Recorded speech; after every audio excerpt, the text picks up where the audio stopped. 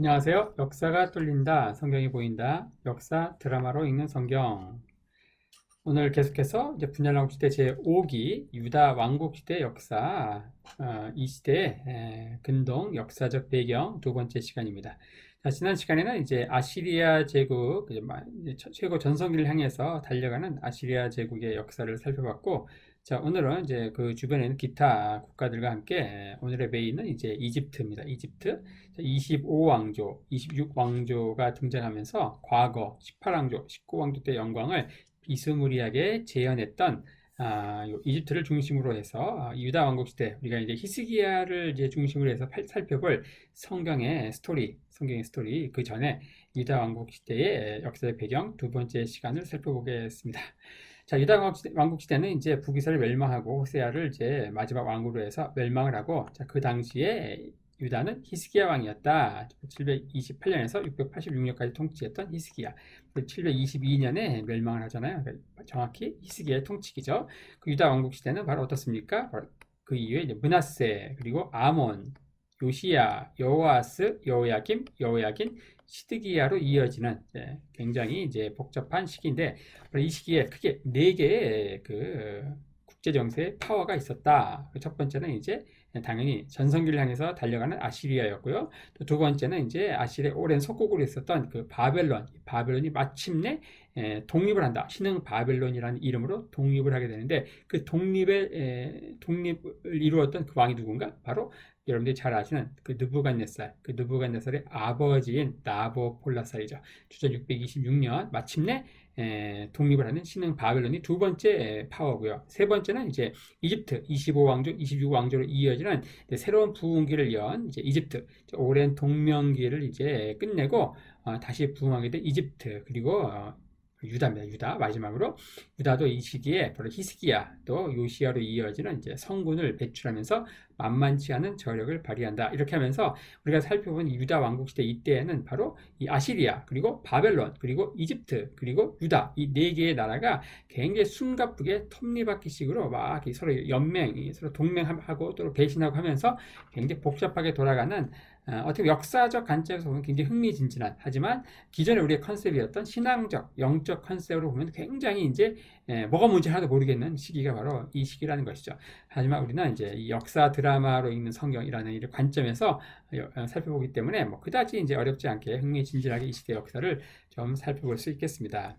자, 지난 시간에 이제 아수르 바니팔까지 이어지는 이제 아시리아 역사, 바로 디글랏빌레셀 3세, 살마네셀 5세, 사르곤 2세, 그리고 산헤립, 그리고 에사라돈, 그리고 아수르 바니팔로 이어지는, 자, 아수르 바니팔 때 어떻다고 했습니까? 아시리아 이 영토는 어떻습니까? 수도 니느웨를 중심으로 해가지고 이 전 지역을 다 먹고, 이 상부 이집트의 테베까지 다 먹게 되면서, 이때 이제 그 아시리아 영토가 이랬다는 것이죠. 아시리아 영토가 엄청난 대제국이었다. 대제국. 이 아시리아 역사에 대해서 한번 살펴봤고요. 오늘은 이제 살펴볼 이제 고만고만한 나라들이 있습니다. 바로 엘람, 그리고 뭐 메데, 그리고 또 키메르, 그리고 스키타이, 그리고 프리기아, 리디아, 그리고 제일 메인은 이집트가 되겠죠. 이집트. 자, 바로 이 시기 바벨론은 어떻습니까? 바벨론은 일찌감치 아시리아의 속국이 되었지만, 사실 아시리아가 등장하기 전부터 이 바벨론은 누굽니까? 바로 이 함무라비 대왕을 중심으로 하는 그 엄청난 대왕이 등장하면서 이 메소포타미아 지역을 다 아울렀던 최초의 제국이죠. 문명도 찬란했죠. 이들의 신인 마르독 신이 바로 이 만신년의 최고 신이었고, 정말 자긍심과 긍지의 나라, 단지 군사력만 썼던 것이 아니고 문명적으로도 이 소프트 파워 면에서도 대단했던. 하지만 아시리아 같은 경우는 이제 어떻습니까? 군사력은 강하지만 문명이 없었다. 그래서 이제 문명에 대한 경외심 때문에 이 바벨론을 굉장히 우러러보았죠. 그래서 함부로 자기의 속국이었지만 함부로 대하지 못했죠. 이 바벨론이 마침내 그 고대 바벨론이 주전 1530년에 멸망하죠. 하지만 이 시기 주전 626년에 다시 이 바벨론이 등장한다. 이 바벨론을 뭐라고 하는가? 신흥 바벨론이라고 하죠. 대략 900년쯤 지나가지고 이제 신흥 바벨론이 등장하는데, 이때 신흥 바벨론의 창건자가 누군가? 바로 나보폴라살이라고 하는 사람입니다. 이 사람의 아들이 누구예요? 여러분들이 잘 아시는 느부갓네살입니다. 느부갓네살.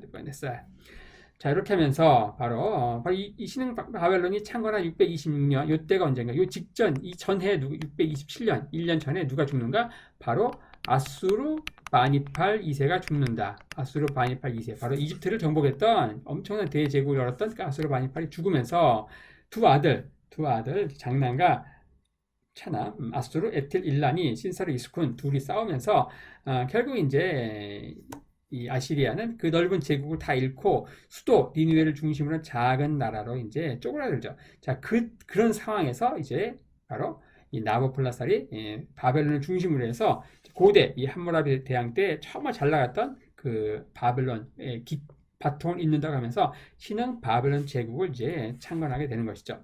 이 바벨론은 그렇습니다. 자, 그 다음에 또 살펴볼 나라가 이제 엘람이다. 엘람은 이제 원래 고대 주전 3000년경 초기 청동기 시대부터 있었던 근동세계의 어떤 동쪽 국경 바깥에서 지속적으로 발전해왔던 강국이었다. 이 엘람은 이제 어디가 수도가 어디입니까? 수사죠, 수사.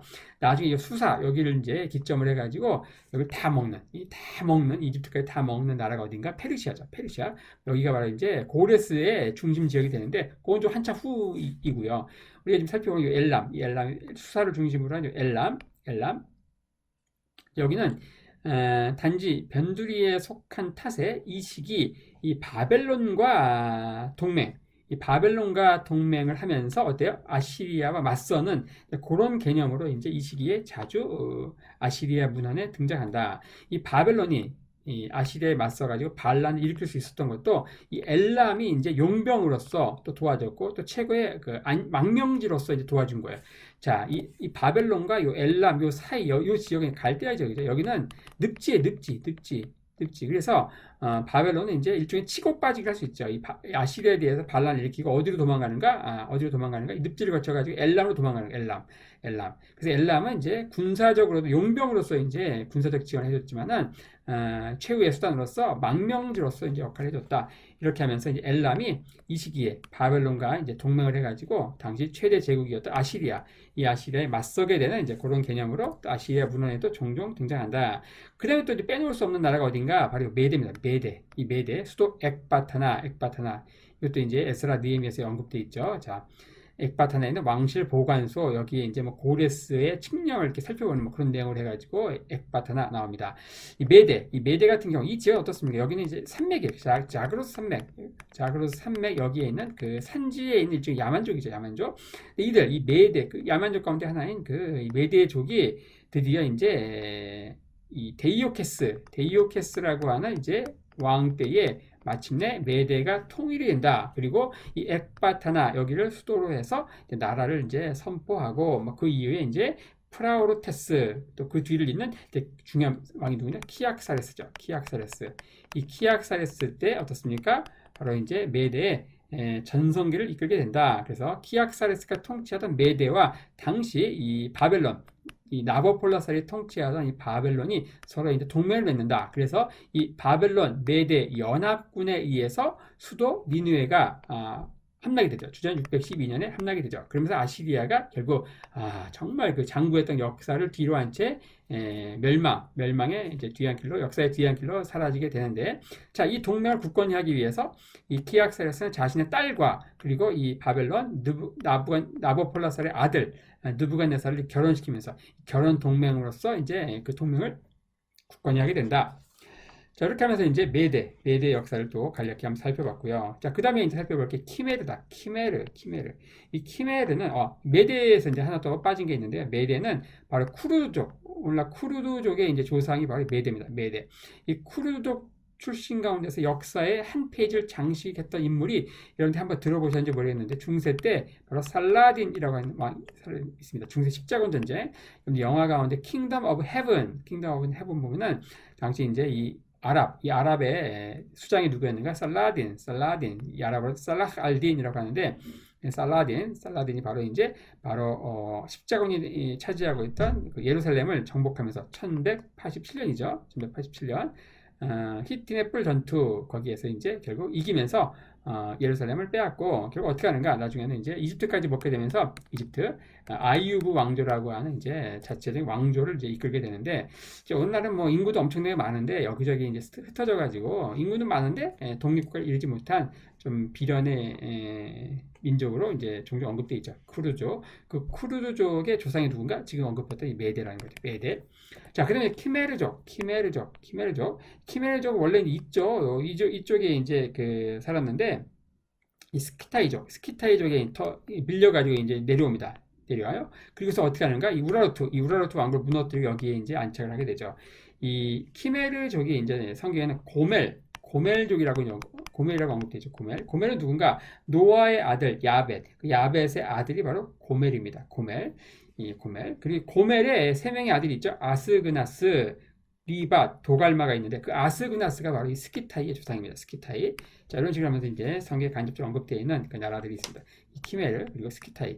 이 스키타이는 최초의 기마민족, 말을 타고 이제 말 위에서 이제 전투를 하는 활을 쏘고 막 전투하는 그 최초의 기마민족으로 이렇게 언급이 되어 있다.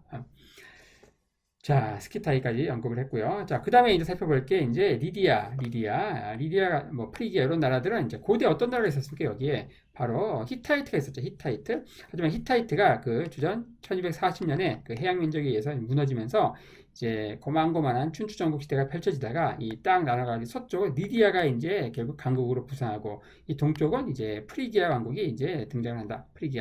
이 프리기아 같은 경우는 이제 고르디온을 수도로 그리고 리디아 같은 경우는 사르디스 성경에 사대라고 나오죠. 사대. 자, 리디아 같은 경우 뭘로 유명합니까? 리디아는 이제 그 주전 660년 기게스 왕 때 최초로 그쵸 금화를 이제 사용한 이제 국가로 유명합니다. 금화. 자, 그리고 이제 프리기아 같은 게 어떻습니까? 프리기아는 그 마지막 왕이 누군가? 이 마지막 왕이 미다스입니다. 미다스. 마지막 왕 미다스. 이 마지막 왕 미다스가 이제 그리스 신화에 나오죠. 그래서 만지는 것마다 이제 다 금으로 변하는 그 미다스의 손, 마이더스의 손이라고 하죠. 마이더스의 손. 자, 만드는 것마다 이제 투자하면 다 이제 다 대박이 나는 거. 그걸 뭐라고 해요? 마이더스의 손이라고 하죠. 하지만 만지는 것마다 다 쪽박이 되는 거. 대박이 아니고 만지는 것마다 쪽박이 되는 건 뭐예요? 한 끗 차이인데 마이더스의 손이 아니고 뭐예요? 마이너스의 손이 되겠죠. 만지는 것보다 대박은 뭐예요? 마이더스의 손. 하지만 만지는 것보다 쪽박은 뭐예요? 마이너스의 손. 바로 미다스. 그 그리스 신화에 나온 그 미다스가 이 프리기아 왕국의 마지막 왕이라는 겁니다. 자, 이렇게 하면서 이제 이 시기에 있었던 그 근동의 나라들, 첫 번째 이제 바벨론, 그리고 엘람, 그리고 메데, 그리고 키메르, 그리고 스키타이, 프리기아, 리디아를 살펴봤고요. 자, 그 다음에 이제 마지막으로 살펴볼 나라가 이집트입니다. 이집트. 자, 이집트는 자, 25왕조가 이제 창건된다. 25왕조. 바로 25왕조가 이제 어때요? 에디오피아 왕조다. 에디오피아 왕조.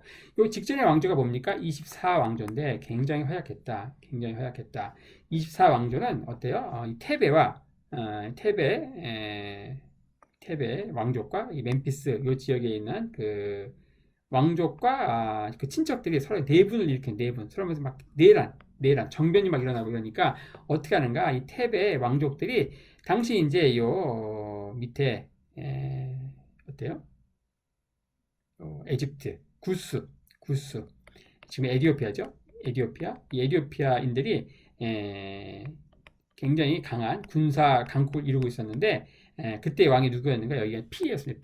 피에가 이제 에디오피아 군사 왕국을 딱 이루고 있었는데 바로 이 테베 왕족들이 이 피에에게 와서 이제 이 이집트의 그 혼란 상황을 좀 이렇게 좀 정리해달라 하면서 이제 좀 도움을 요청하죠. 그래서 당시 피에는 어떻습니까? 이집트의 그 문명을 굉장히 존경했던 이제 사람이었고, 그래서 이집트의 파라오를 존경했고, 이런 구원 요청을 받고 어때요? 가가지고 이제 당시 굉장히 혼란상에 있던 이집트의 사회 질서를 바로잡고 돌아오죠. 그리고 여기를 먹을 수 있었지만 너무 이집트를 존경했기 때문에 정복하지는 않습니다. 하지만 그 아들 샤바코 같은 건 달랐죠. 이 샤바코는 바로 이집트를 이제 먹어버리죠. 먹고 바로 이집트에서 이제 에디오피아인들이 흑인들이 통치하게 되는 그 25왕조가 시작이 된다. 25왕조. 바로 이 샤바코 때 주전 716년에 이제 이 샤바코를 중심으로 해서 25왕조, 에디오피아 왕조가 창건한다. 자, 우리 한번 살펴봤는데,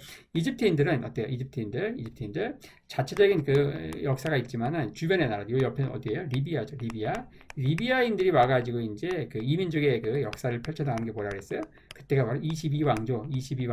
누구였습니까? 바로 쇼세크 1세. 성경에서는 바로 시삭이라고 나오는데, 시삭.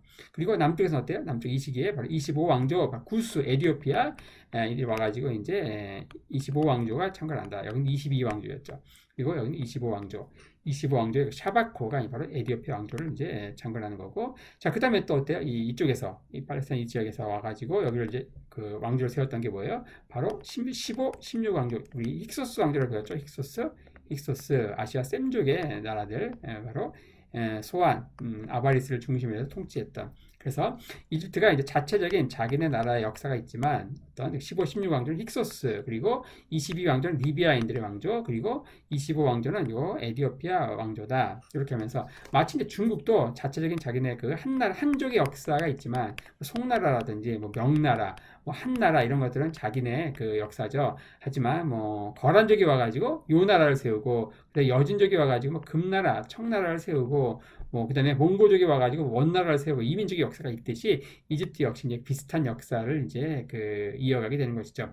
하지만 뭐 문명의 중심은 여기 이집트였듯이, 또 우리 여기도 문명의 중심이 이제 중국이었듯이 이민족들이 들어와가지고 결국 중국 문명에 흡수되듯이 이 이집트 역시 이집트가 이제 문명의 종주국이기 때문에 주변 국가들이 결국 이제 이집트 문명을 그 이제 숭상했고, 이집트 문명에 결국 흡수된다. 자, 피해 그 뒤를 이어서 샤바코 때 이제 결국 어때요? 25왕조를 창건하고, 그다음에 그 뒤를 이어서 샤바트카가 있고, 이제 타르카, 이게 이 사람이 이제 성경에 디르하가라고 나오죠. 디르하가. 이 당시 이제 유다의 그 히스기야 왕이 아시리아에 맞서 가지고 반란을 일으킵니다. 아시리아 산헤립에 맞서 가지고 반란을 일으키니까 어때요? 나중에 산헤립이 쳐들어왔을 때 이집트의 디르하가가 이제 도우러 옵니다. 하지만 뭐 아시리아 군대에 가볍게 격퇴되죠. 자, 그리고 나중에 어떻습니까? 아시리아 에살핫돈 때 침공해가지고 결국 디르하가의 수도, 그 엠피스가 정복이 되고, 이 디르하가는 이제 테베까지 도망가고, 결국 이제 그 아들, 아수르 반입할 때는 이 테베까지 점령이 되는 거죠. 테베. 그리고 마지막 왕이 누구였는가? 탄타마니였다. 탄타마니 때 결국 이제 그 이집트는 완전히 이제 정복이 되면서 아시리아의 속국으로 전락을 한다. 자, 그런 가운데 이제 26왕조가 이어지는데, 이 26왕조는 수도가 이제 사이스였기 때문에 사이스. 자, 25왕조는 이제 요 구스였죠. 구스. 하지만 26왕조는 수도가 사이스였다. 이 사이스의 제후였던 프산메티쿠스 1세에 의해서 창건되는데, 자, 이 프산메티쿠스 1세가 누군가? 이 사람이 이제 그 26왕조를 창건하게 되는 그 배경이 역사의 아버지인 헤로도투스가 기록한 히스토리아 그 역사에 언급되어 있습니다. 이 프사메티쿠스는 당시 이제 아시리아에 완전 넘어갔잖아요. 아시리아에. 그래서 아시리아에 충성 맹세를 한 요 주변에 이 나일강 하류 델타 지역에 12명의 그 제후 가운데 한 명이었습니다. 이 사이스의 제후로서 당시 이제 아시리아의 충성 맹세, 복종을 서약한 12명의 제후 중 하나였다. 자, 근데 해마다 이제 이 멤피스의 푸타 신전에서 술을 이렇게 붓죠. 헌주할 때에 신관이 실수로 술잔을 12개를 준비해야 되는데 12명의 제후가 왔는데 어때요? 해마다 충성 맹세를 이제 갱신하는 거예요. 근데 술잔을 이 신관이 실수로 11개밖에 준비 안 한 거예요. 그때 이제 이 프사메티쿠스 1세가 뭐 별 생각 없이 자신의 그 청동 투구를 벗어가지고 술을 받아가지고 헌주를 합니다. 근데 이제 이걸 바라본 주변의 11명의 제후들이 완전 멘붕이 되는 거예요. 왜냐? 이게 이제 당시 어떤 그 어떤 신탁이 있었냐면은, 당시 이집트를 이제 아시리아로부터 독립시킬, 그리고 왕조에 오를 자는 이 프타 신전에서 청동 술잔으로 헌주를 할 것이다 라고 하는 예언이 있었대요. 사실 이제 그 프사메티쿠스는 뭐 신관이 술잔 준비 안 해가지고 그냥 엉격거려 그냥 청동 툭을 벗어가지고 술 받아가지고 부은 건데, 이게 이제 그런 그 신탁과 연결되면서 오케이? 그러면 이제 하는 김에 내친 김에 이제 반란이 일어난 거죠. 이렇게 하면서 이제 아시리아에 반역이 시작이 되고, 뭐 이렇게 또 때마침 리디아 쪽에 용병들이 와서 또 도와주면서 결국 이제 이집트가 아시리아로부터 독립을 하게 된다. 자, 그러면서 그러면서 이제 26왕조, 이 사이스를 중심으로 한 26왕조가 창건이 되고 그 아들 네코 2세, 네코 2세가 이렇게 유명하죠. 성경에 느고로 나오는데 느고가 누굴 죽입니까? 느고가 요시야를 죽이는 그 왕으로서 이제 언급되어 있다. 쭉쭉 언급돼 가지고 이제 프사메티쿠스 2세, 아프리에스, 그리고 아프리에스가 성경에 뭐라고 나옵니까? 호브라로 나온다. 호브라. 그리고 아마시스, 그리고 프사메티크 3세. 프사메티크 3세 때 어떻게 됩니까? 이집트는 페르시아, 이 페르시아 제국이 완전히 페르시아에 완전히 정복되죠. 그 당시 페르시아 왕이 누구였습니까? 캄비세스. 이 캄비세스 때 마침내 이집트는 멸망을 하게 된다. 자, 이렇게 하면서 우리가 살펴볼 유다 왕국 시대, 이 시대를 배경으로 한 이제 근동의 역사 가운데 이집트 왕조를 중심으로 해서 주변에 이제 작은 그 나라들의 역사, 바로 엘람, 그리고 뭐 메데, 그리고 스키타이, 키메르, 그리고 바벨론, 그리고 프리기아, 미디아, 그리고 메인으로 이제 이집트 역사를 이렇게 간략히 한번 살펴봤고요. 다음 시간에는 이제 본격적으로 이 유다 왕국 시대를 배경으로 정말 살았던 그 히스기야 왕의 그 통치를 중심으로 해서 성경의 스토리를 한번 좀 자세하게 살펴보도록 하겠습니다.